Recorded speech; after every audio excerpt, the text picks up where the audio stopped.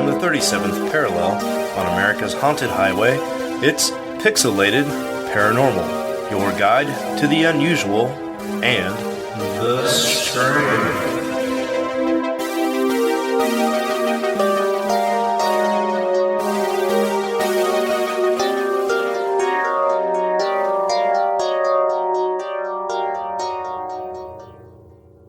One sunny afternoon on the island of Alua, Chile, back in 1950, a 7-year-old Adolfo Calbaranahue went out to gather firewood in the forest, when after several hours he failed to return home.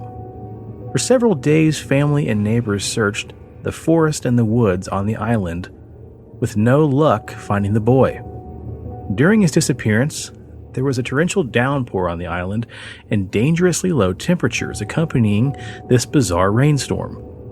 Finally, on the third day of his disappearance, Adolfo suddenly reappeared and was discovered in a neighbor's backyard on top of a dirt mound in a strange daze.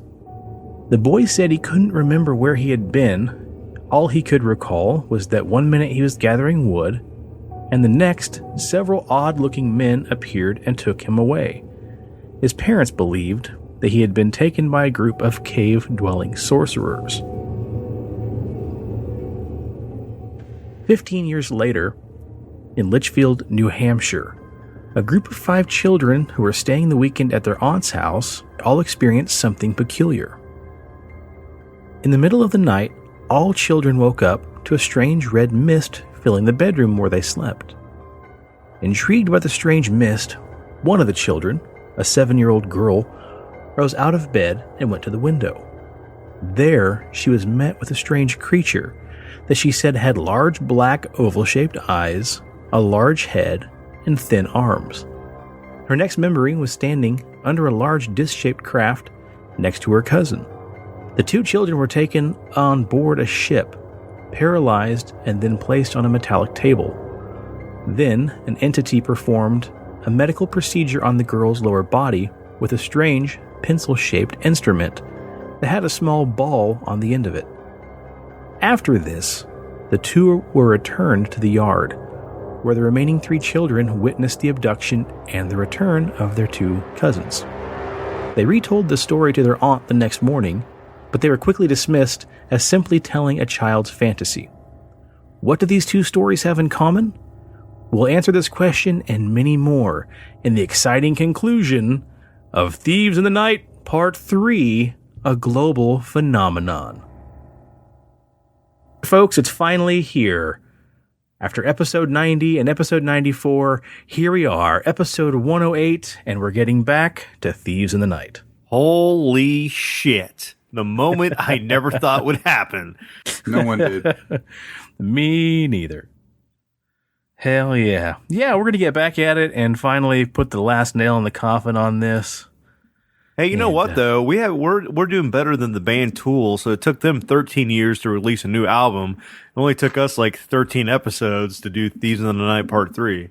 So that's true. And our cover art will be more timely than theirs. It looks like they made it MS Paint back in 1994. Yeah. Couldn't agree more. Folks. Here we are.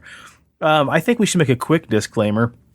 We may have to stop recording if this storm that's on its way from western Kansas gets too bad and we lose connection. Well, I'm a meteorologist over here. My name's Sean. You know, when I took my dog out earlier to pee, and then I myself was peeing in one of our box bushes, or behind one of our box bushes, in public. I did notice. You savage. Is it public if it's behind a bush? Yeah. Put your dick in the bush. Wow.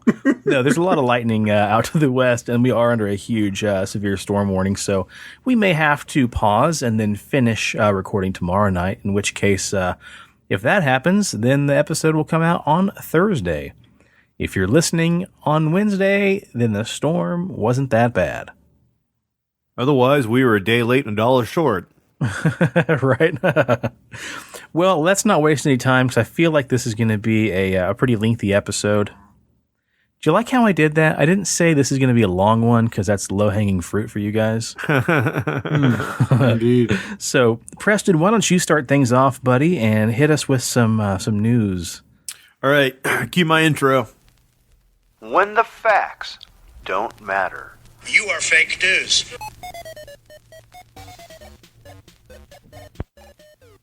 Now, since last episode's fake news went so well, I decided that we're going to go into this blind again. And I picked 3 random articles. And Sean, I want you to go first, and I want you to pick between 1 and 3. Okay, I'm just picking a number, right? 1, 2, or 3? Yeah. 7. I'm going to go with lucky number 3. All right. Well, elderly couple accidentally burns down house during sex game involving World War II flamethrower. Flaggenwaffen. Flammenwaffer. And this took place in Sand Springs, Oklahoma. A couple's sexual game turned horribly wrong as they accidentally burned down their house to the ground with a 75-year-old flamethrower. Firefighters were called to the site around 11:15 in the morning after receiving an unusual phone call, but could not do nothing to save the 45-year-old house from being a total loss. Nancy Brown, the 911 operator who answered the call from 96-year-old Maurice Fogarty, Jesus Christ, dude, you're old, says she first thought she was dealing with pranksters when he told her he had torched the house with napalm while having sex with his wife. He told me he was penetrating his wife with M1 as usual, but got too excited and activated the flamethrower. What? It's ridiculous. Mrs. Brown says the explanation shocked her for a moment and then it took her almost a minute to actually realize it was true. He kept repeating everything was burning and I could hear his wife screaming behind, but I still couldn't believe this could be real. Mr. Fogarty and his wife were transported to a hospital to be treated for psychological shock caused by the event, but otherwise were uninjured. They shouldn't face any criminal charges, but may have problems when it comes to claiming their insurance policies, as damage caused by the use of weapons during sex games is rarely covered. A case involving a Gatling gun in 2004 and another involving a rocket launcher in 2011 made their way to court, but in both cases, the insurance companies didn't have to pay anything to the claimants. Wow. It's like Orange is the New Black says. Anything's a dildo if you're brave enough. That's right. Damn. Oh. This is a dangerous game we're playing. All right, Steve, it's your turn. My 1 or 2. 1 or 2. Which one Sean pick again? I picked 3, so you have to choose between 1 and 2. Yeah. Oh, yeah, you did say that. 1. Oh. Texas man admits kidnapping 79 people to anally probe them while disguised as an alien. El Paso, Texas man who was arrested by FBI yesterday has confessed to kidnapping and sexually assaulting several dozens of people while using costume, drugs, and special effects to have his victims believe they had been abducted by aliens. 73-year-old Arnold White was arrested after a joint investigation led by Federal Bureau of Investigations, the El Paso Sheriff's Office, and El Paso Police Department. Originally interrogated for 4 crimes committed in the region in the 90s, the retired trucker confessed to a total of 79 kidnappings across California, Nevada, New Mexico, and Texas over a 40-year period. Mr. White confessed to using a mix of hallucinatory drugs containing LSD, PCP to subdue his victims before approaching them and carrying them inside his truck to assault them. In order to confuse the victims even more, he had set up the inside of his truck to look like an operating room and would wear an alien costume. And I'm not going to read the rest of this. He chose victims who were gullible and might fall for his traps. Several of the victims were actually UFO investigators he found hanging out in Area 51 or Roswell. Jesus. So, Jesus. okay, so for one thing, Okay, fine, Steve. You twisted my finger. He would insert fingers and objects into various body cavities. He had created his own sex toys designed to look like alien tools and medical instruments. that's insane. So, all jokes aside, so these articles you're getting off of a fake news site. This is loosely based off of something that really happened. There was a guy going around doing this. They covered it on Criminal Minds as well. And they're probably very common if you think about it. And not to leave you all hanging with low-hanging fruit, I'm going to give you a tease of the third article that you all missed out on. Man gets his third testicle removed and discovered it was his dead Siamese brother. Damn. I have like a skin tag on my left side of my neck, and I call it my twin fetus. There you go. Because it's like really big, and like I pull on it, and I just like pull really hard. People are like, "Oh, what is that thing?" And I'm like, "It's a fetus." So we might cover that one on next episode. Yeah. You want to cover this fetus on the side of my neck? That's what you want to cover? No, I'm talking about the Siamese guy that lost his third testicle. Oh, okay. I thought you said you wanted to interview my fetus on the side of my neck. We could do that too. Guido or whatever. Yeah. No, is that story reminiscent, Steve, of David Parker Ray, the Toy Box Killer? It could be. It's a little bit about. I know that because like I've heard of,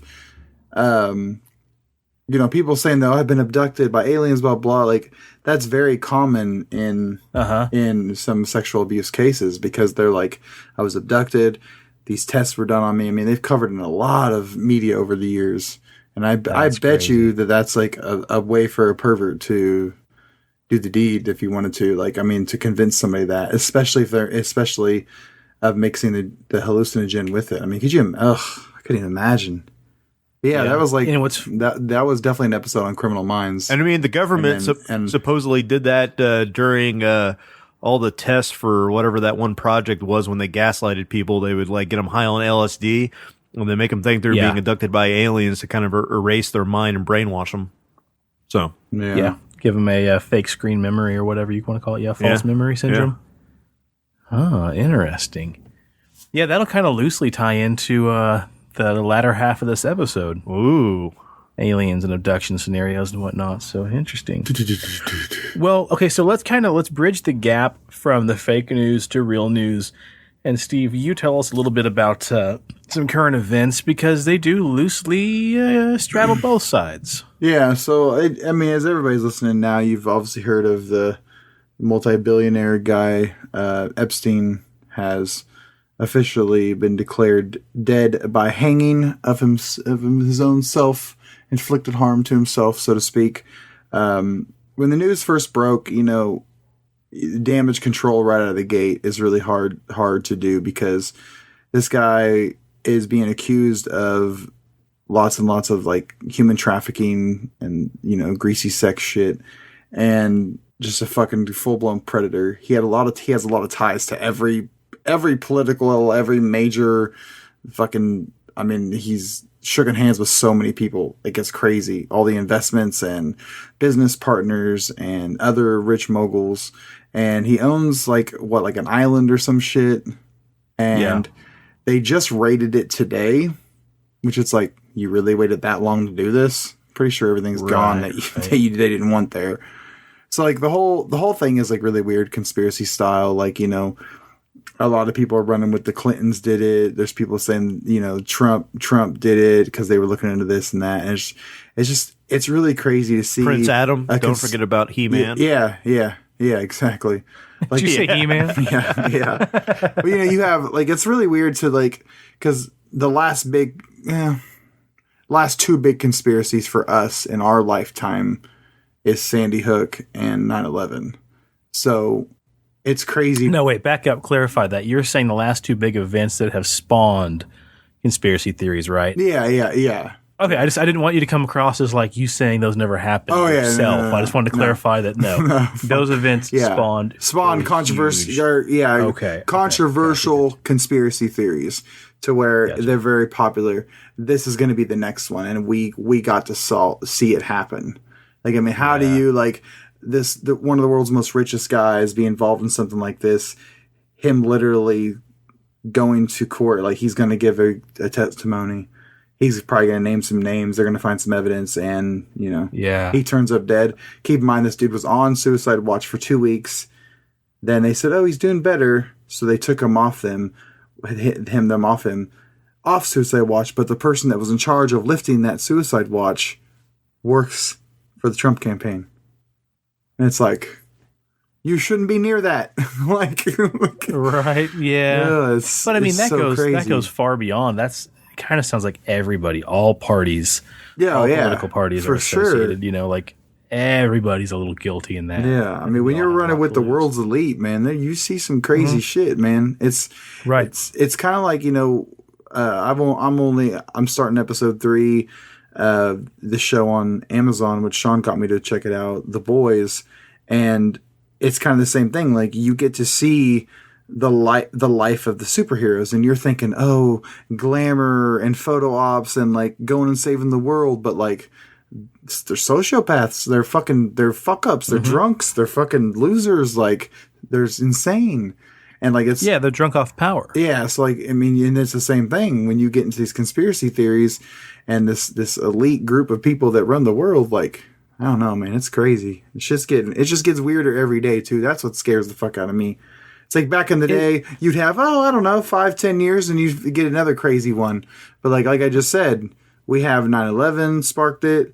We had Sandy Hook spark it. All the other shootings since then, you know, like it's, and then now this, like, it's like, fuck, what else, man? Like, it just keeps coming and coming and coming. Like, well, and that's what's sad when an event like this happens. How much of this is, you know, misguided truth just to throw everybody off the scent? You know, that's where a lot of your conspiracy theories come from. Potentially, is just the people who are worried about, you know, getting nipped next. They'll just start spouting off random shit to throw you on all sorts of different trails to get off of theirs. That's true. It reminds me so much, too, of that Pizzagate scandal. You know it? Yeah. Which is kind of weird, like in a weird ironic twist I was reading about somebody saying, you know, it kind of makes it a little easier to believe. Yeah, right. You know, when this kind of thing goes down, like, maybe it wasn't that hard to comprehend the fact that that's what was going on there. I don't know. We'll never know. It's just insane to see, and it's a sobering moment to realize, like, there's a whole, and we're not a political podcast again. We'll get over this pretty quick, guys. Sorry. We're so used to having two factions. You're A or B. You're us or them. And then, like, for something this big, just to fracture, you know, that thin line between both sides and realize that, like, they're all potentially in cahoots together. That's just really, really sobering. Very true. Well, let's bring it back around, and I'm not going to sober things up anymore, but I'm going to put the cart back on the track with a boom here, okay? My first news story, real news story, guys, is actually going to be a follow-up on that big breaking news of the Phoenix, Arizona compound, you want to call it, you know, the Biological Resource Center that was busted for doing the black market human body part trafficking. In Phoenix, Arizona, a man says after his mother's body was donated for scientific purposes, he later found out it was sold for blast testing. What? And forgive us, guys, if one of us giggles, we're not insensitive bastards. It's just, this is so sad it's funny in a way, or maybe so funny it's sad. Blast testing. He said his mother, Doris, suffered from Alzheimer's disease before her death in 2013. Years later, a Reuters report revealed that her body was sold to the U.S. military. Oh, my God. Because, again, that's what you did. You donated the body to science, and this facility was supposedly going to process it for whatever reason, right? She was then supposedly strapped to a chair. And blow up Grandma? Jesus. Hang on. Okay, let's back it up. Years later... You see where this is going? Okay, hang on. Let's back it up. He said his mother, Doris, suffered from Alzheimer's disease before her death in 2013.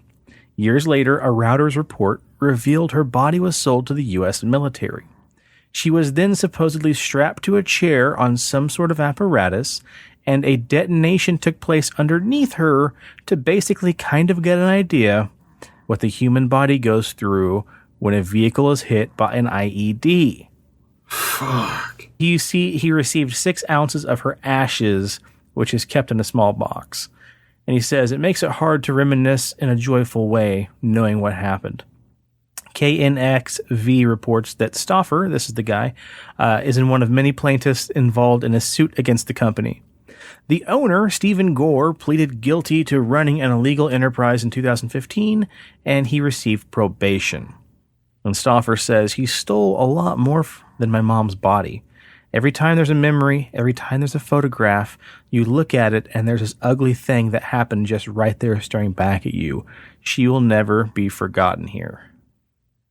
Okay, so, like, I don't think they have a case. Because, like, them bodies, like, they were told they were going for science. And they, if they had to list every single thing that they were doing, I mean, how do you... I mean, as twisted as that shit is, he should have never been told what happened to his mom's body. You know what I'm saying? I think so. Like, if you have... Right.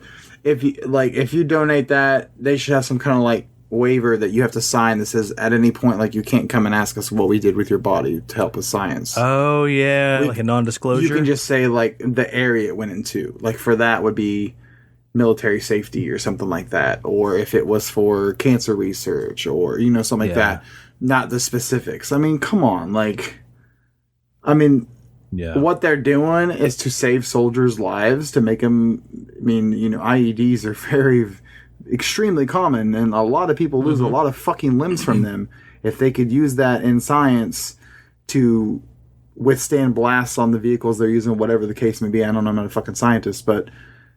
Like, you know what I'm saying? Like, if you got to use a body to do that, then what's better than a cadaver? They're already fucking dead. Like, it sucks having this chick's or this dude's mom... But, like, these people in this suit against the company, like, there's no way that it's going to be such a fine line. It's going to be like a moral or a morals and ethics thing versus, you know, like, did we really break the law? That we were using it for science, you know? Regardless of what I did there, the greasy bastard did with gluing the dicks on the heads and shit. That's crazy. I don't remember dicks being glued to heads, but there was all kinds of crazy shit there. Who knows what that was on there? I know. I like the idea. I guarantee you there was one head with a dick on it. At least one. I guarantee there was one cock. At least one. Hell, he probably had a baker's dozen of them fucking things. There was one cock crown, I guarantee it. For sure. A crown of cocks. Gary, you know what to do. Get the crown of cocks. Oh my god. Oh, like, dude, yeah, whoever fucks up their job the day has to wear the crown of cocks. Yeah, what's crazy, though, is that, can you imagine, like, the video footage of them going through that shit? If you, like, put, like, a fucking VHS filter, it'd look like a fucking Rob Zombie movie. Oh, God, yeah. It'd be crazy. I like to think that place didn't have any security inside. I think everybody probably spray painted over the lenses of the cameras a long time ago. No, I'm saying, like, when they discovered it, and they were going through there for evidence. Oh, that footage, you know, like you know, like how House Thousand Corpses show starts up. They're like going through. And, what's the other one? The Texas Chainsaw remake. They're like going through there with the old fucking footage. I love that stuff, man. Looks all grimy and fucking old 8mm 8mm film. Yeah. Wowee. But. Yeah, I don't know, man. It's one of them things, man. It's when you first hear the news article, you're like, damn, it sucks. But by the time the end, you're like, oh, okay, now we know why. If they were just putting her in a fucking chair and then just pulling a fucking blast cap off on her, that'd be fucked up. But I mean, like those people that make the videos of the airbag deployments and their friends. Yeah, just people doing that to corpses. Yeah. Gross. I don't know, man. Like I've always said, like donate. I'm an organ donor. I don't know why they want any of my shit, but if they need it, it's theirs. And you know, when I die, like either I'd love to just be buried in the fucking ground somewhere, like out in the field. Fuck it, let the bones and let the go back to the earth. But that's unfortunately you can't do that. And so the next thing would be cremation. Like you know, I'm almost to the point where I think it's so. I better shut up. Well, hey, put a pin in that, and we'll get back to that in October, because in October we got some pretty interesting stuff we're going to be doing on our shows. Okay. Mm-hmm. All right, cool. Yeah. One of them is a live embalming. No, I'm just kidding. Fuck yeah. One of them is an interview, though, so I got that secured 100%. Oh, you did? Keen. Good. Yeah, I told you about that. Oh, well, I messaged him. He messaged me. I'm against it. We should stop with the insider baseball here real quick. I'm against it. Okay, well, you should be. Fuck you, backseat. You can't have a landslide here. Okay, so let's move on to news story number 2. Preston, what are you drinking right now, buddy? Milwaukee's best. Blasted grandma. Fuck you, Eric, if you're listening. Right? Actually, Eric, if you're listening, you might be interested to know that I am drinking a left-hand peach Beerlini Radler. Actually. Fucking beer snob. Eric, it's your birthday, so naturally. Yeah. Hey, yeah. Speaking of, you won't hear this till probably Wednesday or whenever you listen to this, but happy birthday, Eric. Yeah, happy birthday. I already told you once today. Which friend brought up his birthday first? That's true. Good job. I'm just joking. I'll have to show you the infamous picture of the tree clam that we took in. What the fuck? I'm a clam. Anyway, okay, cool. So that brings me to the next news article. Supposedly, this is from CNN. Scientists have made vodka from Chernobyl's exclusion zone, and they say it's safe to drink. An artisan vodka has been produced with ingredients from the Chernobyl exclusion zone, and scientists say it is completely safe to consume. Scientists from the University of Portsmouth created Atomic Vodka, a spirit made with exclusion zone grain and water, making it the first ever consumer product from the area of the abandoned nuclear power plant. Now, we all know Chernobyl exploded in 1986. The reactor blew up, just killing tons of people over radiation poisoning, blah, blah, blah, blah, blah. Well, you weren't supposed to do anything there. You weren't supposed to do any kind of tourism. You're not supposed to be working there. There shouldn't be animals there. And you should certainly not eat any food or drink any water. You definitely should take a shit there, though. Why? Why? So you can go home and be like, I took a shit in Chernobyl.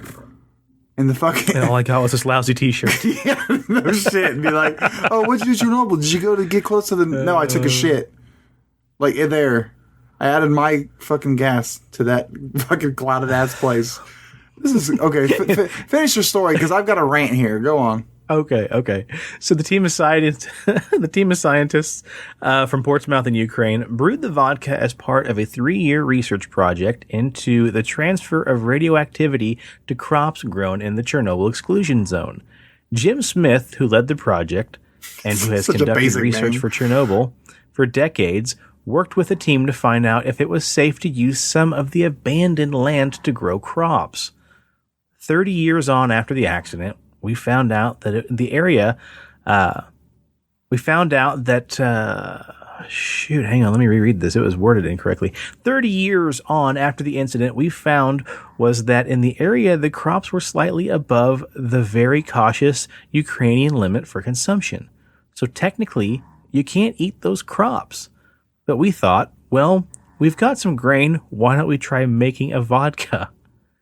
Experts diluted the distilled alcohol with mineral water from an aquifer in Chernobyl town, which is 10 kilometers south of the reactor and is free, they say, from contamination. The researchers insist the vodka is safe to drink, although the team found some radioactivity in the grain used to make the drink, which is above the Ukrainian limit. They say the distilling reduced impurities to an undetectable level. So would you guys drink it? Yeah, fuck it.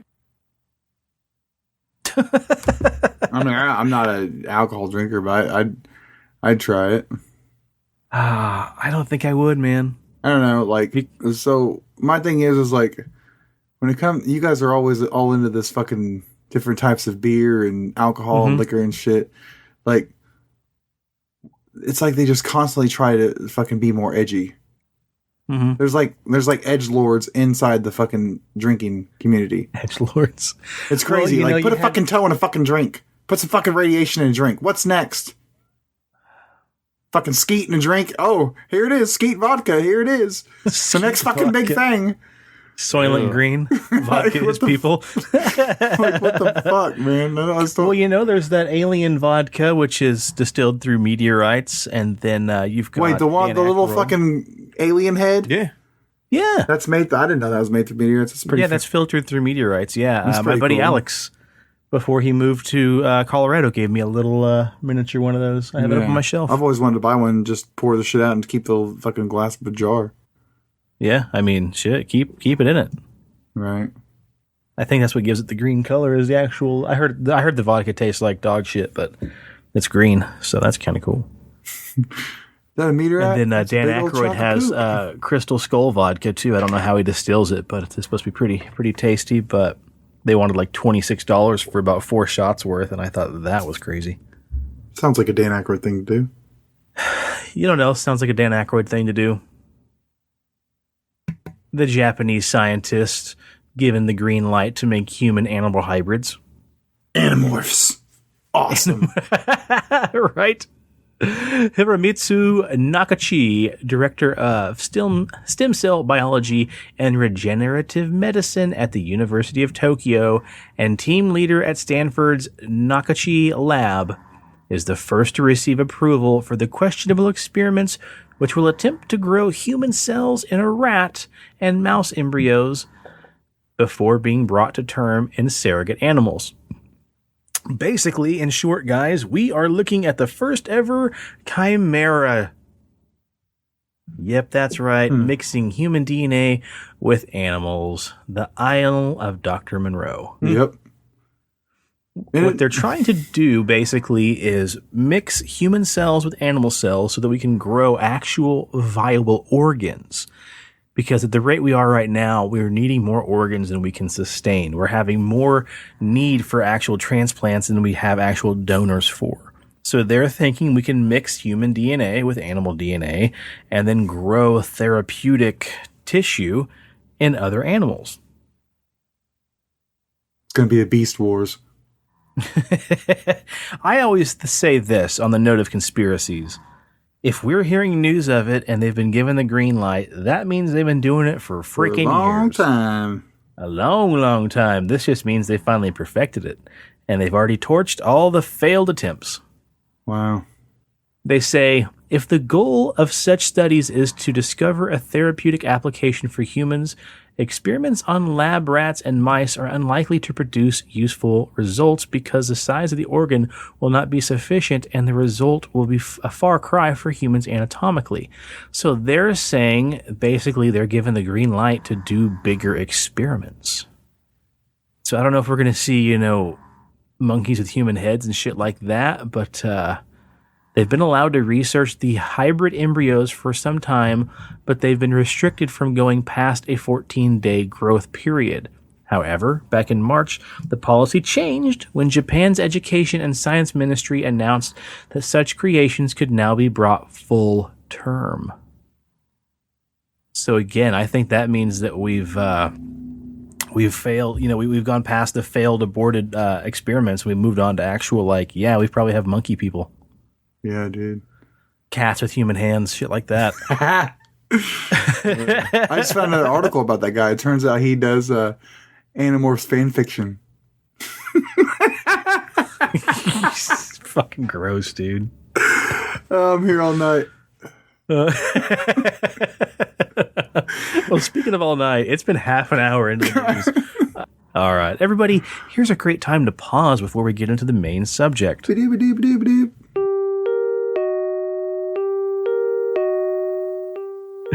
All right, so guys, long before the Chinese were trying to make pig baby human hybrids, there has always been something, otherworldly entities, if you will, trying to mess with our little babies.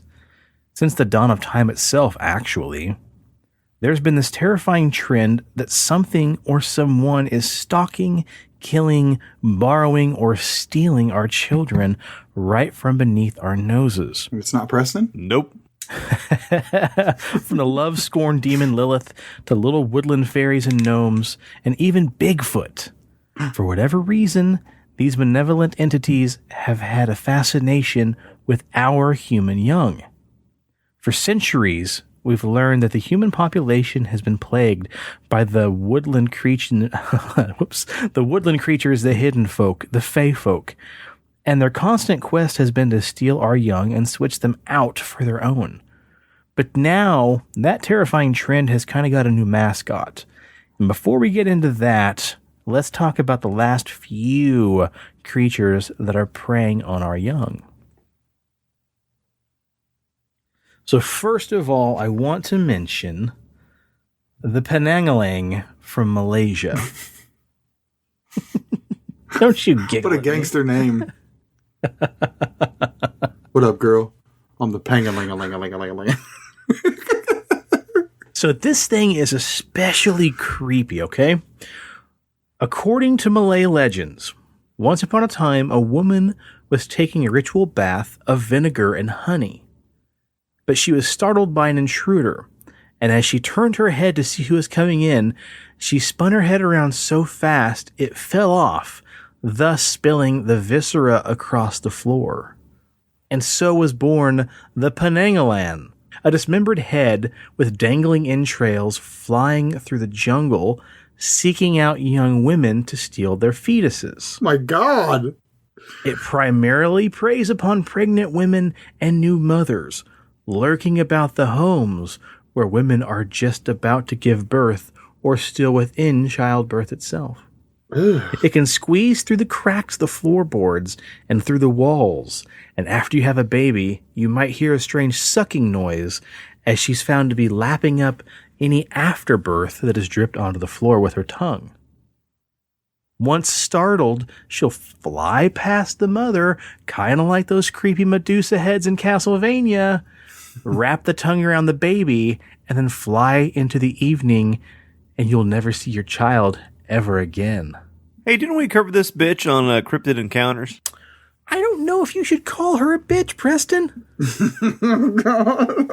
I think just once we'd have an episode where you're like, well, I think I might not be offensive this time. Fuck it. To be fair, this thing is stealing children, stealing afterbirth, bathing in it. Yeah. And he can't call her a bitch? Yeah. This head that flies through the air. A flying fucking head with entrails. Right? You may call it whatever the fuck you want. Maybe a dastardly fiend.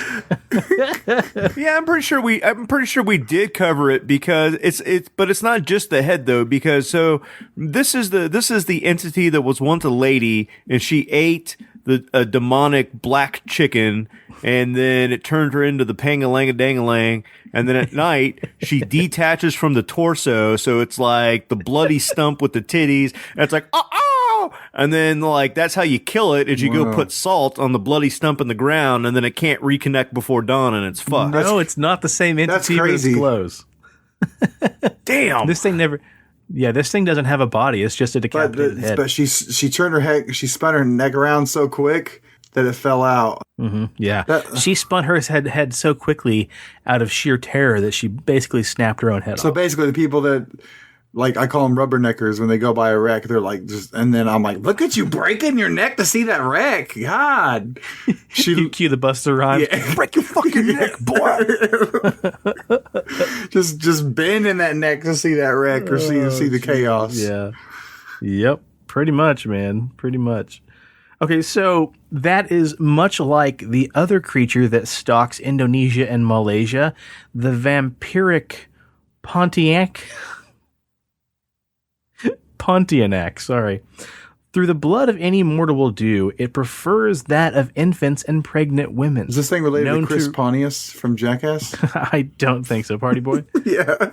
Oh shit, that's the tick. That's what we covered. No, it's not. You're just trying to make connections. Yeah, he's trying, man. Fucking conspiracy boy over here. Yeah. It's all connected and it goes all the way to the top. That's what killed Jerry.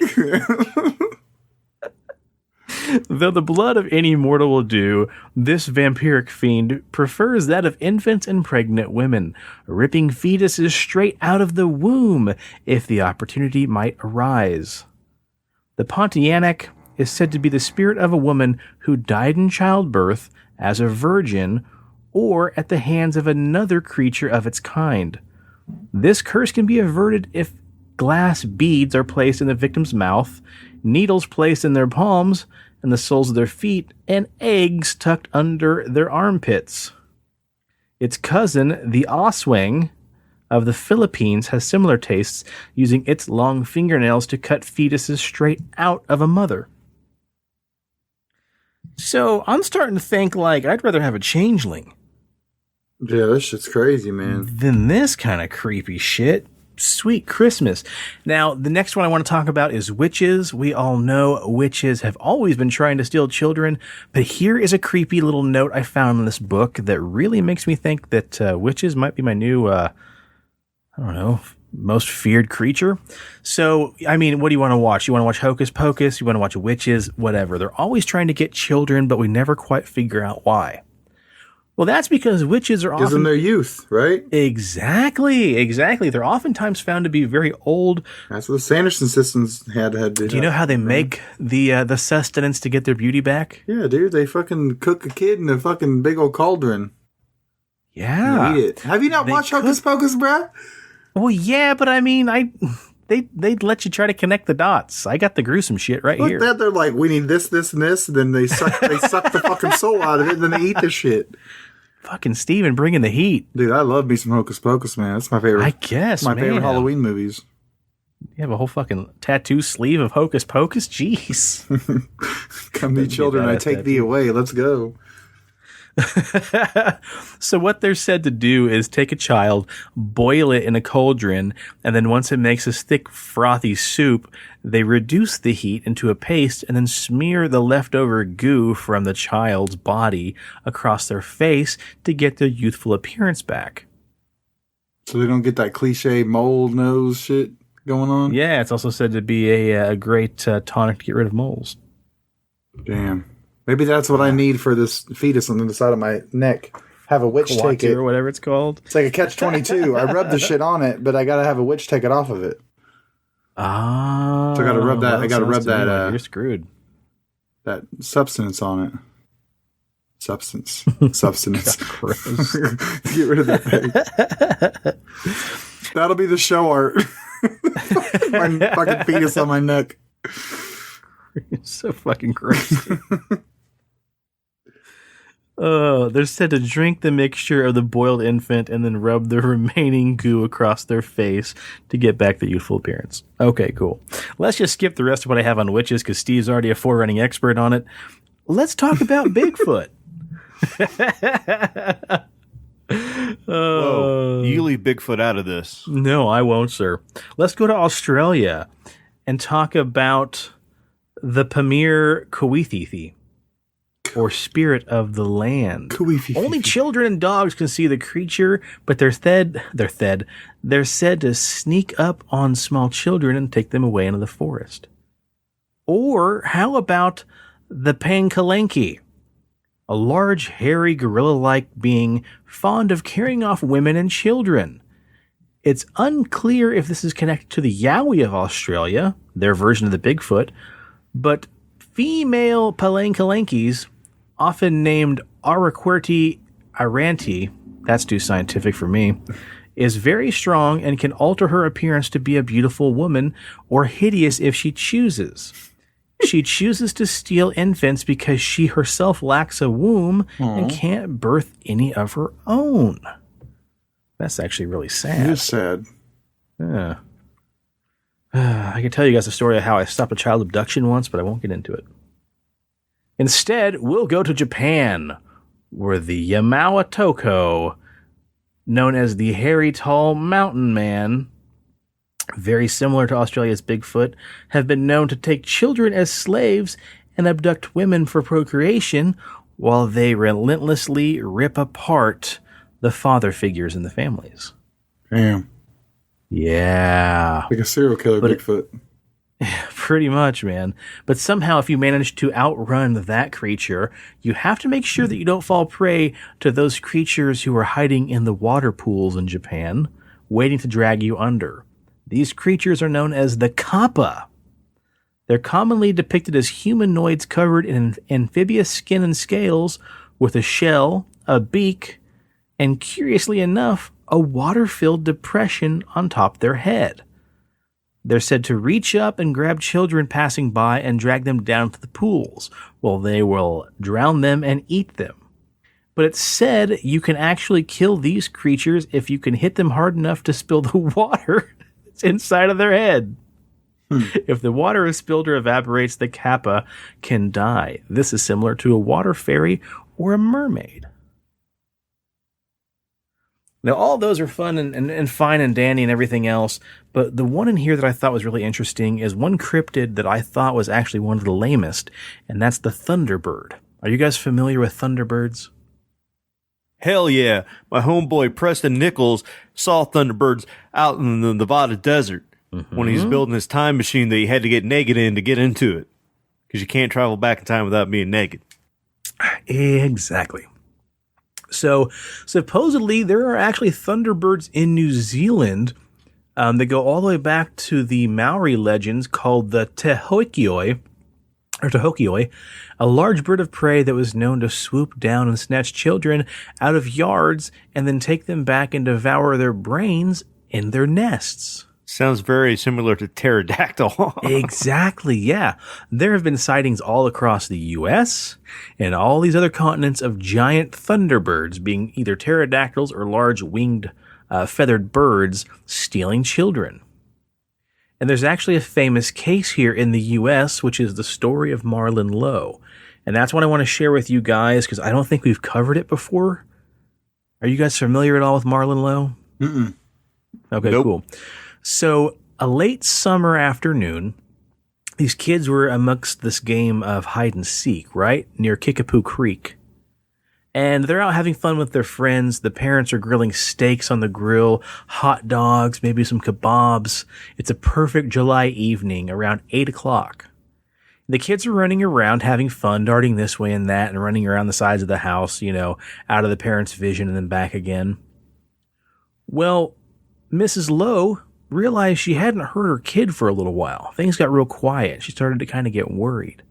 And just about the time she stood up to go look for her son, he came flying around the side of the house, screaming like he's being chased by Freddy Krueger. Next thing you know, she doesn't even have enough time to say, "Honey, what's the matter?" 2 gigantic jet black birds came swooping around the corner of the house with long wingspans more than 10 feet across and bodies nearly 5 feet long. And these things were basically soaring right behind him. She stood up and took off running towards him, but she was still, too far away. One of these birds swooped down, grabbed him by the back with its claws, wrapped its feet around his arms, and actually lifted him about 30 feet up in the air. Now, apparently, it was very painful, and the boy started wiggling and kind of swooping back and forth, and so the bird actually ended up swooping down and dropping him, and the mother was able to run over and scare the birds away. But this thing was big enough, it actually made some headline news back when this happened.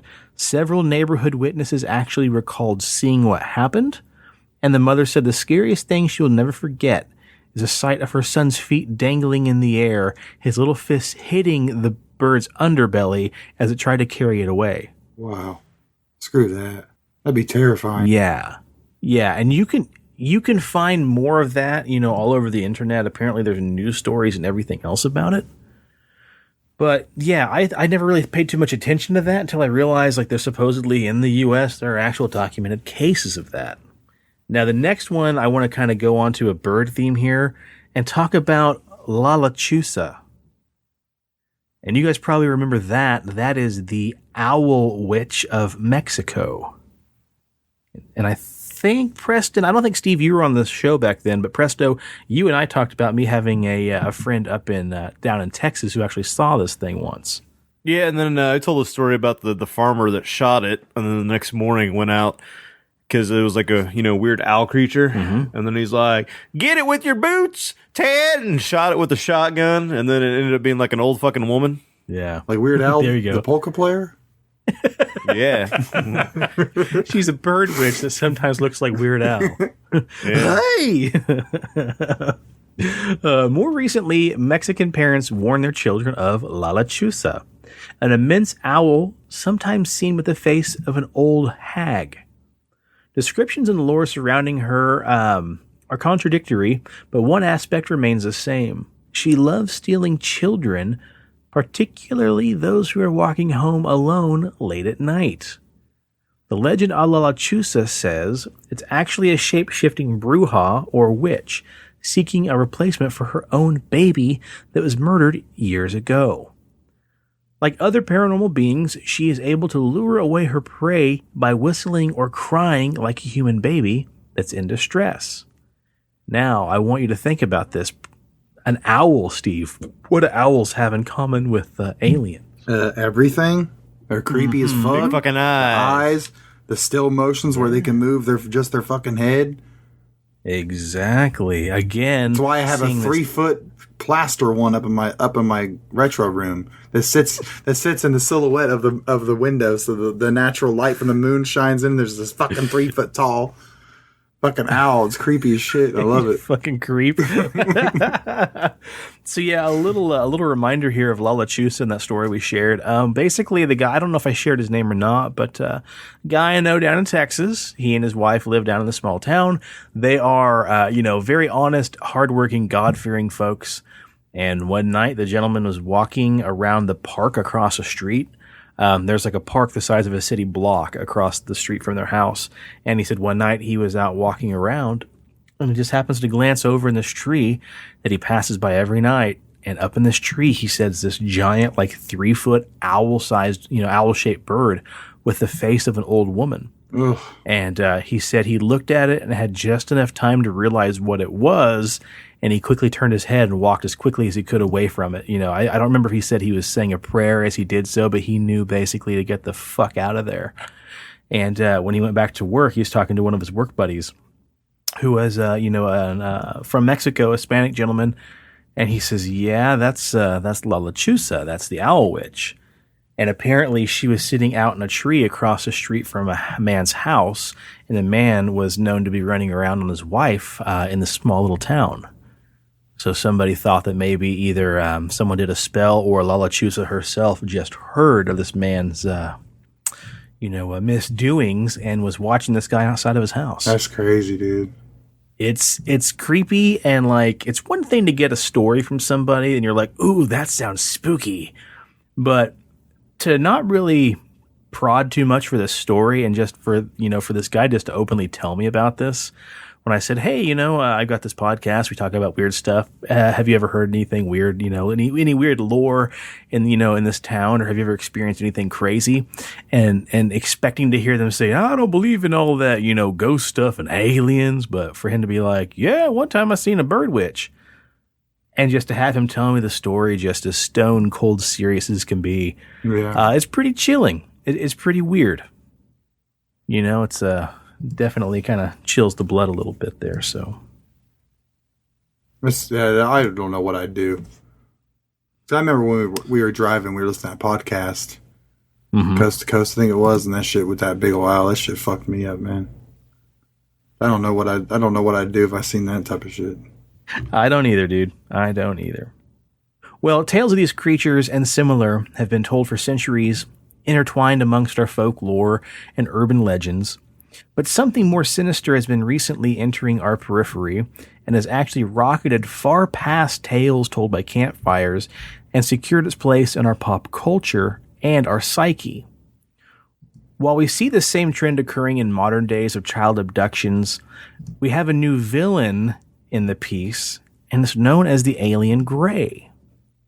And something that's really strange about these alien abductions and where this whole book kind of goes is we've grown up hearing folklore about, fairies taking away kids and stay out of the fairy rings and don't pick berries in the forest and stuff like that.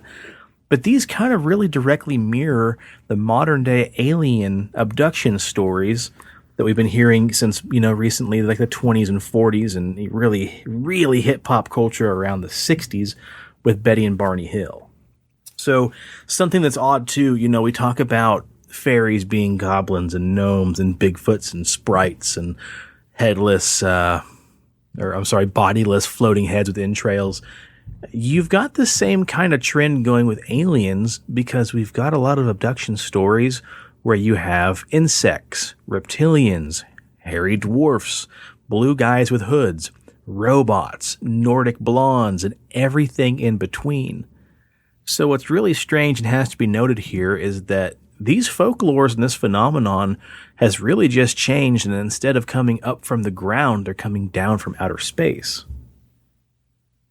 And something that needs to be noted here as well, which kind of further cements this idea, is There's a lot of similarities like fairy rings themselves and berry picking. And, we think about a fairy ring, it's said to be a ring of mushrooms out in the forest. And you don't want to step inside of it because you might not ever be seen again. Or if you stumble inside of it or you disrupt it, you might be whisked away to another dimension. This is eerily similar to crop circles. And, people say don't go near crop circles because, again, they're formed by UFOs. But you also have to think as well, when fairies have visited, you have a ring of mushrooms and stones. This is pretty similar to whenever a UFO lands from outer space, supposedly it leaves a burned or charred ring of radioactive matter. So it's almost kind of like the same thing. Once visited, that same circle pattern is left. And then we also have the phenomenon of, fairies abducting children and taking them down below to these underground realms where they're mining gold and have, all these whole utopian societies set up. You've got that same exact pattern, except for with abduction cases, you've got kids being taken away to other planets. But again, they're being whisked away and shown, other societies, other animals, all, these distant, faraway lands. So it's almost kind of like the same exact things happening, just from a different creature. Or maybe it's the same entities, just with a different mask. So we'll talk about this explicit event first, kind of known as the Pied Piper. Several children of Sherry Heath in England encountered an unsettling figure one afternoon in the school playground in 1995. And again, this is a modern-day account. They described while they were playing a tall, red-eyed creature wearing a suit covered in badges. The figure pointed at the children and declared he wanted them. He appeared to carry some kind of flute. While standing there in his, forgive the pun, alien appearance, he began to play the flute, which confused the children, and they found themselves slowly drifting towards the man at the edge of the forest. And they couldn't help themselves. The melody was just really sweet, and they found themselves getting closer and closer and closer. And then suddenly a teacher came around the corner of the building and hollered at the kids to come back inside because class was starting. They were able to kind of shake themselves away, and when they came to, the creature was gone, and so was the melody. And that is very much close to being pixie-led, by the pixies playing music, causing your feet to dance and not be able to control where you're going. Now, let me go over some selected cases here from the book that I found to be really interesting here. So, in 1964, the Lund family began seeing a spinning top-shaped craft hovering over their Montana farm in Missoula. A 3.5-year-old grandson named Kyle regularly conversed with a man with an unpronounceable name near their barn. Likes to drink Monster Energy drinks and punch drywall. Oh, fuck that meme. This meme's so fucking dumb. So the family said what was strange is the little boy would run off, and they're on a farm, so keep that in mind. The kids are running around. It's 1964. No one really cares yet what their kids are doing. And the kid would oftentimes disappear for hours on end and all of a sudden come running back up to the house. And the parents would say, where have you been? Oh my God, we haven't been able to find you. And as a 3-year-old would, he would just babble on about how, I was down by the barn, by the big barn playing with the man. And they could never understand what his name was. It was just very unpronounceable. And they didn't know if it was something foreign or just, a 3-year-old babbling. Now, on October 7th, 1979, 2 Canadian brothers, aged 7 and 6, found themselves under the care of their 14-year-old cousin. Later, as the evening approached, the older boy noticed an escalating hum accompanied by a large disc hovering above the trailer they were inside of. Blocking the noise with a pillow, the witness and his cousin lost sight of the youngest sibling. They looked outside and saw the young boy standing underneath the craft's light. Their next memory was of a saucer drifting away, followed by the mother and aunt returning home, just in time for the young boy to be found laying outside having a seizure. Mm-hmm. According to researcher John Mack, on October 29th, 1992, a 2-year-old named Colin began telling his mother of the scary owl with the big eyes, which fell out of the sky and attacked him. It approached him and made him eat some food. The young boy regularly told his mom, "I don't want to go back on the spaceship. I was born there and fell from the stars. I was born on a spaceship and it was dark, Mommy." Ugh, could you imagine being told that by your kid? Nope. That's called goosebumps and shitting your pants. Yeah, Yeah, man, that's messed up. Now, another case has to do with a young boy named Sam.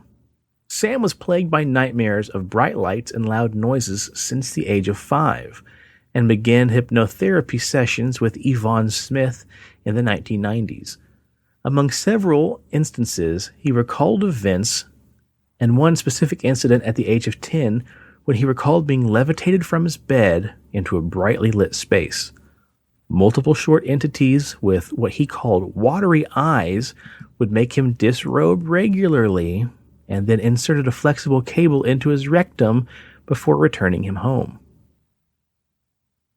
In 1994, 3 Chilean boys reported to have their abduction happen in December. The 3 boys, aged 7, 8, and 9, claimed that with 6 other witnesses, an unidentified craft sucked them up into a blue light beam. Over the next 3 days, the boys toured the universe with a silver-haired man referring to himself as a god who claimed his name was Lalar.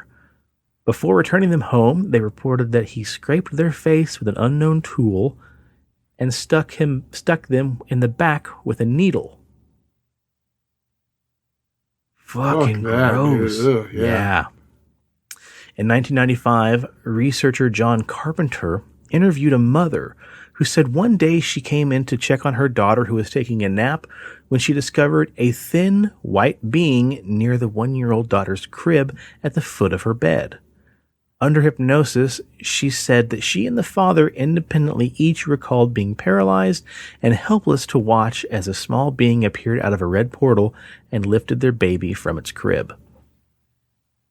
Wow. Oof. Fuck that shit, man. That's crazy. Yeah, dude. It's pretty creepy. So another trend here that kind of really connects the dots between aliens and fairies. UFOs, like fairies before them, are obsessed with children. Open-minded researcher Janie Randalls notes that late in the 70s, the affinity that UFO phenomenon has for schools and school children is pretty vast. Her explanation for this is that basically, like fairies, aliens and UFOs have a lot of interest in children because of something to do with their age. Between the age of 10 and 14 years old, they have a higher sensitivity because their brains haven't fully developed. They have keener hearing, keener eyesight, and etc. All these things tend to diminish with age after their teens.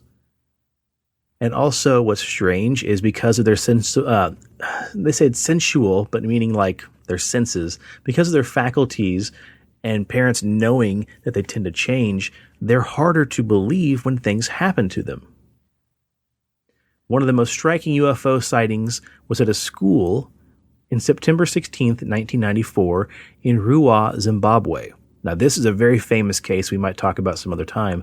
62 children from the Ariel school, known as the Ariel Incident, they were playing outside when up to 5 craft were spotted flirting throughout the skies. One of the craft lit on an edge of the campus from where 2 small humanoids emerged. According to some of the students, the beings had long black hair, large eyes, they did not have a nose, and had small slits for mouths. Several of the children received telepathic messages conveying the fragility of Earth's environment before the beings took off in their craft.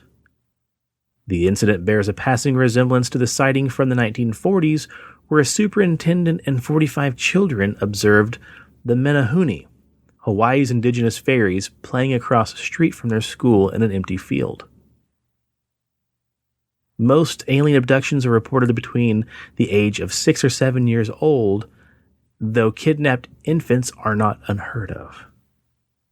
Can you imagine being at recess, Steve, and just seeing a giant fleet of UFOs fly across the sky and one landing across the street? It'd be fucking insane, dude. There's no way. Your dreams would come true. Yeah, it'd be so liberating. But as a kid and not knowing what the fuck that is, man, you'd be more interested than scared. Yeah, dude. Yep. So what's strange here in the fact that a lot of kids are being abducted around 5, 6, 7 years old is a lot of researchers say you have to take into account the fact that at 5 and 6 and 7, a lot of kids don't really know too much about pop culture. Not a lot of kids are watching, X-Files. Not a lot of kids are watching sightings or documentaries and stuff like that. I think I probably was. I don't know if you guys were. But they say what's interesting is a lot of this stuff is coming from children who don't quite have the imagination to make up the same story across, the world. Because all these cases are very much the same. A craft lands, a creature comes out with big eyeballs, they're flown away, they're put on a table, they have a lot of experiments done to their bottom region, a lot of stuff going in their butts, a lot of rectal probes, stuff like that. And it seems to be a really strange coincidence for all these kids from all these different cultures, all reporting to have the same exact instance happening to them. And then back in 1959, David Pile, then 7 years old, said he saw a UFO hovering above a circular clearing in Whiting, New Jersey. I looked up and saw a grayish circular object about 300 feet above me. The object hummed like a very high-pitched electrical motor, rooting him to the spot. He recalled not being able to move, but hearing his mother calling him home. It was about 6 p.m. in the evening, and I had missed supper. Henceforth, he experienced strange apparitions, afflictions, and psychic abilities. The clearing, described to Peely, was a perfect circle devoid of any small trees or rocks, and it brought to his mind a UFO landing site. But the resemblance to a fairy ring was equally noteworthy. So again, that's that pattern reoccurring that somebody, again, was abducted from a circular area. Now, other fantastic stories have been reported by children who have claimed to be visited by aliens, such as a Russian schoolboy, Maxim Zhirkov. Zhirkov said that after a tennis match he had back in 1990, later that day, two tall, helmeted humanoids in a spherical craft whisked him away to a treeless planet they lived in. There were no buildings, but the being showed Zhirkov silent people, or what they said were the souls of humans who had passed away. The aliens then parachuted Zhirkov back to Earth, where he was found to be pale and speechless. He went on to say the creatures described to him, this is where the human soul goes after it passes away. Yeah, interesting. And then a story I think we'll kind of finish up on here, which is really strange to me. I just recently heard about this. Have you heard of a woman by the name of Hilary Porter from over in England? Nope.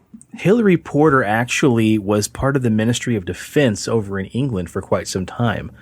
And she loudly and proudly, at 67 years old, says she has been visited by creatures from other worlds more times than she can count, including once when she was near Cardiff. I've been an alien abductee all my life, Hilary said. I didn't choose this life. I didn't ask for any of this, but it has been happening for as long as I can remember. First close encounter she can recall came when she was 5 years old and playing along the grass in a field behind her home. Suddenly, there was a reptilian alien in front of me. He had scaly skin, black holes in the nose, and a little mouth. It wasn't very tall, maybe 5 feet, but very strong. It grabbed my arms and pulled me towards a disc in a depression in a field. It dragged me underneath and into a lift where a door slid closed. The next thing I knew, I was in a room with consoles and colored lights and little figures buzzing around. Hilary, who once worked at the Ministry of Defense, is sure she was abducted while driving near Cardiff in the 1970s, and again by a hexagonal spacecraft while hanging out bunting at a charity event. She claimed an alien broke into a top-secret laboratory at a local Marconi plant while she worked there in 1974. After abductions, Hilary said that she suffers migraines and feels very ill. Sometimes she wakes up with a fresh scar or a fresh bruise. Or there's bloody marks or stains on her clothes or her bed sheets. She claims publicly that she has a metal implant in her ear and says the doctor said it was wax, but I can feel it. My partner Ken has a monitor that he can use to detect bugging, and my ear, the metal, puts off a ding ding ding anytime he puts it near me. Hilary will tell the full story of her multiple abductions on the Almac conference. Oh, we'll leave that part out. Of course, there are skeptics and people who laugh at us, but it doesn't bother me. Just because they haven't seen it with their own eyes doesn't mean it's not true. We've all had people from right across the spectrum tell us about their experiences, from university graduates to businessmen. They can't all just be stupid. Hilary used to work as a draftsman and an artist for the MOD, Ministry of Defense, and decided to record her encounters by drawing them. One of her pictures shows her as a little girl being dragged forwards towards a spaceship. Another sketch in 1980 shows a shadowy figure standing just outside her window. I had just put my daughter Sally to bed and came downstairs.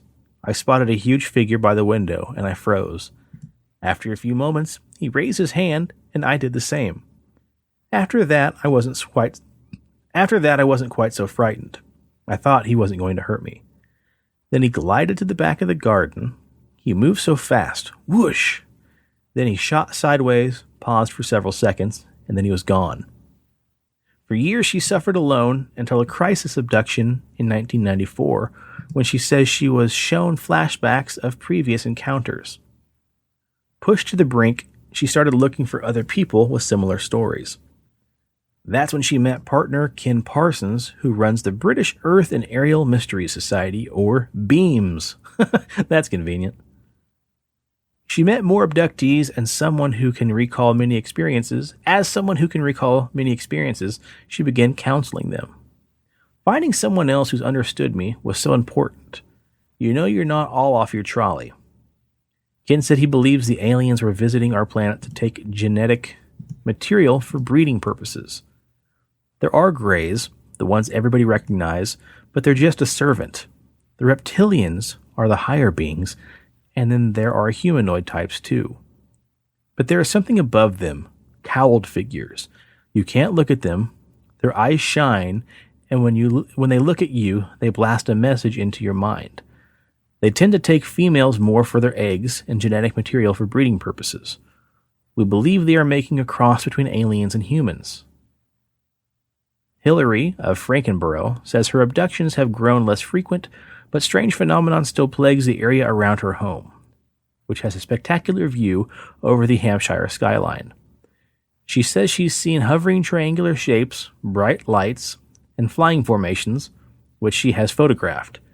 She dismisses the idea that it could be military planes from Farnborough Air Force Base, insisting they look and sound different.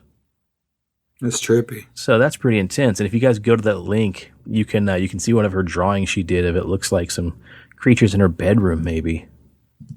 Like a gray crawling across the floor towards her, and then some other standing off next to one of those cloaked beings, maybe. It's nuts, man. But yeah, so I mean, there you go. A lot of ties to fairy and fae people encounters to modern day UFO abductions. Hide your kids, hide your wife. We abducted everybody up in here. Yeah. So, yep. But there you have it. Thieves in the Night. Anal probe for you. Anal probe for you. Yep. And Steve, double-fisted anal probe. Yep. 2 for you. That's why we call you Big Steve. Right. 2. Better make it 2. So, I think that pretty much does it, but I want to kind of bring things back home with a listener story that was recently submitted to us. And what's kind of odd is this listener story is pretty personal to me because it comes from a childhood best friend of mine. It's from a listener named Cody, who, Steve, currently he's got like a long-haul truck driver? Yeah, something like that. For lack of better, Cody, if we got that wrong, just shoot me a message. But so Cody listens. What's that? He drives a big rig. Yeah, he drives. As far as I know, he drives a big old truck. Yeah. But yeah, so he recently started listening to the show, and he wrote in and I'm going to read this email to you. Cody says, so I just started the glorious deep dive that is your podcast, and in episode 0, when Sean started telling ghost stories about when he was a kid in his basement, it made my skin crawl. I didn't know if you remember this, and he's directing this towards me. I don't know if you remember this, but I remember the only time I stayed at your house when we were kids, the Boy Scout days. We fell asleep on your trundle bed in the basement, so that's what we call a day bed, basically like a bed my dad made into a couch. We fell asleep on the trundle bed in the basement playing Super Nintendo. I remember you telling me how much your brother's room creeped you out, especially his closet area. And yeah, big surprise, my brother's probably listening. Yeah, your bedroom creeped me out. I woke up in the middle of the... I swear I saw on multiple occasions... God, this is creepy, especially if you never saw it. I swear on a few occasions I saw what looked to be a shadowy man in your bedroom. Oh. Yeah. So let's get back to it real quick. Cody says, I remember you telling me how much your brother's room creeped you out, especially the closet area. I woke up in the middle of the night, and I believe it was storming, because I remember turning off the TV and laying back down and looking into your brother's doorway. When a flash of lightning hit, I saw a tall man standing in his room in front of the small basement window. And I'm assuming my brother wasn't there, because a lot of times if I had a friend stay the night, that was because my brother went somewhere else for the evening, like to a friend's house. I woke you up, and we checked it out, and no one was there. I also remember a very bad feeling when I came in to use the restroom one night at a Boy Scout camping trip at the lake that had been canceled because of a big storm. I rode back in with you and your dad. I remember feeling the overwhelming feeling that something just wasn't right until I got back outside. Sorry for the long trip down memory lane, but listening to your stories at 2 a.m. driving down the highway made me think of my experience in your house and creeped me out enough that I had to turn the cab light on in the big rig and check the empty sleeping area of the truck I was driving. Just in case, LOL. I got to episode 5 tonight. I dig what you guys are doing, and I should be up to current episodes in just a few weeks. Keep the good content coming, Cody. So first of all, Cody, thanks for the good words, man. I really appreciate that. We appreciate that, but it's funny because it opened up a can of worms. I kind of had forgotten a little bit about that instance when he stayed the night with me, but I certainly remember like being creeped out and him waking me up and just going in there looking for weird shit. That's awesome. But yeah, I had seen a few times in the basement what I thought was a man, tall, shadowy figure.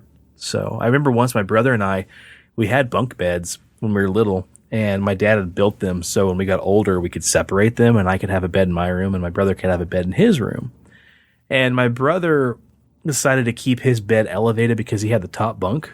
So he kind of used underneath it for like a little storage area or, whatever. And my brother and I were up in his bunk watching TV or something. He had a little black and white TV. And my parents got pissed off because we were awake. And at the time, we only had a staircase going up the back of the basement to the laundry room. We didn't have a front staircase going down. And I remember my mom hollered down at us and told me to come upstairs. And so I was climbing down his ladder and looking into the family room where Cody was describing us laying. And I remember seeing a shadow of a man walking across the basement cast up on the wall of the light shining down from the back stairway. And I remember it was so creepy because I couldn't see a man. I just saw a shadow casted on the wall of a man walking by.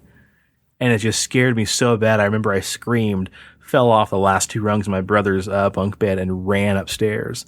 And my mom and dad were trying to console me. And I remember just being so just terrified and then thinking like, oh, fuck. Like, my brother's still in his room. Like, I'm upstairs now and my brother's downstairs and this thing is downstairs. And I remember my dad just swearing to me that it had to have been my shadow being cast from outside behind me, basically on the wall. But it was weird because like this thing, the shadow is bigger than, a person would be, if that makes sense, like twice the height of a person. It was just fucking enormous. But yeah, anyway, thanks for that can of worms, Cody. But Steve, you want to tell a little story real quick about Cody and his truck, or should we not tell that story? I'm sure we can mention it. It's pretty. I mean, I think it's pretty crazy. So he basically, I woke up from a nap one day and he's just like, there's a message on my phone saying that, hey, I almost got into a wreck. Listening to your show, holy shit, that was scary. Well, I just woke up, so like when I read it, I was like, holy shit, he got in a wreck. And then I reread it and I was like, oh, okay, good God. But apparently when he was driving... Yeah, because you text us. Yeah. And I'm like, oh my God, like that, is he okay? Because I misread your text as well. Yeah. And then apparently he was listening, got creeped out. And then when he got creeped out, he, because the sun visor, some napkins or some papers or something dropped from there right when he was listening, when he was driving down the road, and it fucking scared him. like, oh my God, that's fucking crazy, man. Yeah, bring in the heat. That's what we do. Bring in the heat. Well, you guys got anything else to add, or is it safe to say we're done with that? Yeah. I was going to say, Cody, if you're only on episode 5, like, wow, it gets better, way better. So if you think it's great now, like, you're going to be mind blown by the time you get to episode 110, whatever we're on. Oh, I got the message saying, hey, man, listening to the show, but this audio is a little rough. I was like, trust me, it does get better.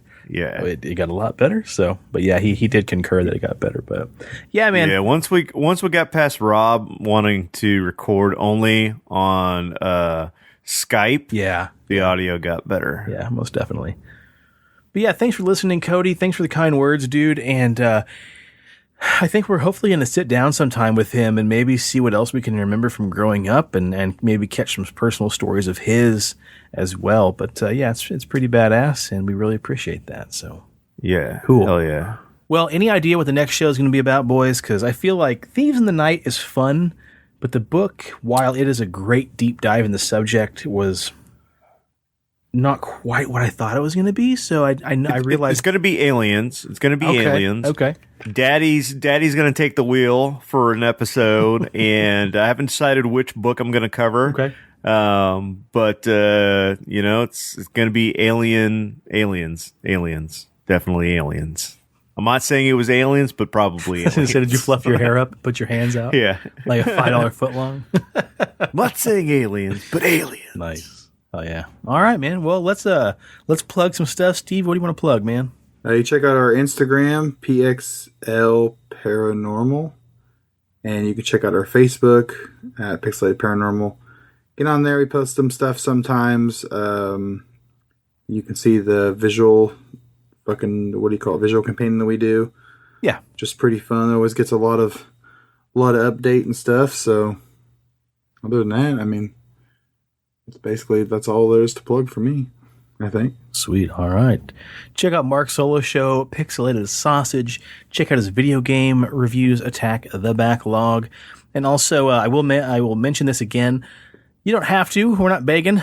We do have a Patreon. If you feel like throwing a few shillings at that, you're more than welcome to. Don't feel bad if you can't. You don't get anything for it. We will never give you free content. We will never give you content. Boom. Yeah, take that. We will never give exclusive paid for content. All that is just if you want to throw a few pennies, you're welcome to. Otherwise, Preston, what's my favorite race car podcast? Sports Cars Unleashed. There you go. All right, buddy. What do you want to plug? Listen, people, forget weird kinky sex with flamethrowers from World War II. If you need a beard, if you want a beard, if you want to grow a beard that's simply going to catch the house on fire from the waft coming off of it, check out BigDobsBeardBomb.com. With scents like sweet tobacco, citrus, Dundee cedar, classic mint. Mint will make your toes curl. Mint will help cool you down code. After that fire you start. That's right. Use promo code PXLPARA for 20% off your order. Get oils, get bombs, get combs, get hats, get patches. Get it all at Big Dobbs and get 20% off on us. Boom. From us. There you go. Just don't get off on us. Oh, and speaking of beards and mustaches and facial hair, guys, this Saturday night, that is the 17th. Thank you. That is the 17th. August 17th, Saturday night, here in Wichita, Kansas, the middle of the map, Mains and Music charity event. It is a steampunk-themed charity event, beard and mustache competition. They're going to have 12 different categories like freestyle, like goatee, like whaler, full beards 3 inches, all the way up to 12 plus.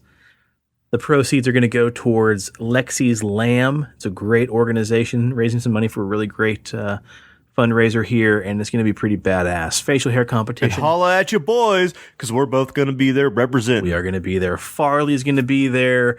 Izzy is going to be there. Lana's going to be there doing some great art. It's going to be a lot of fun. When come check is us this out again? if you guys want to. This is this Saturday, the 17th. Oh, yeah, I saw that thing. Wish I could go. Yep. And I think it's $5 to just come check it out. I believe it's $20 to actually participate. And I think registration starts at 3 p.m. And I think the event starts at 5, goes till 8. So come check it out, holler at your boys. And otherwise, I think that's pretty much it, right? That's all I got. Groovy. All right. Well, guys, we'll catch you all next time. Stay lit. I'm joking. God. You can take it out. That's great. Stay spooky and stay on the paranormal highway. The cast at Pixelated Paranormal would like to thank you for listening to this week's episode.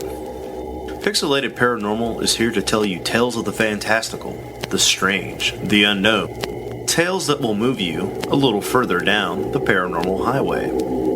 If you'd like to share your own listener story, we would love to hear it. Email us at pixelatedparanormal@gmail.com. Again, that's pixelatedparanormal@gmail.com. We'd really love to hear from you.